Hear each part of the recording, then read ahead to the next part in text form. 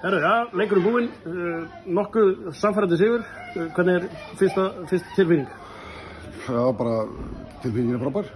Bara frábært að vinna leik. Við erum svolítið búin að vera að bíða eftir því að hlutinni smelli fyrir okkur og við fáum fleiri stig á töfluna og það er bara ánægilegt að það tekst í dag og tilfinningin bara mjög góð. Já, Káa Þór gerði þér allu þarna, það voru svona 10 mínútur eftir leiknum. Varstu orðinn stressaður? Já, við högtum aðeins sóknarlega á þessum kafla en af því að vörnin hélt að þá hafði ég alltaf trú. Við gerðum sem breytingar í restina sem að skiluðu þessum 2-3 mörkum sem að þurfti, þannig að stelpurnar stigu upp og já, sem var mjög gott en þetta var óþægilega jafnt þarna í restina. En hún var öflug í markinu og kom með góða bolta á réttum tímum.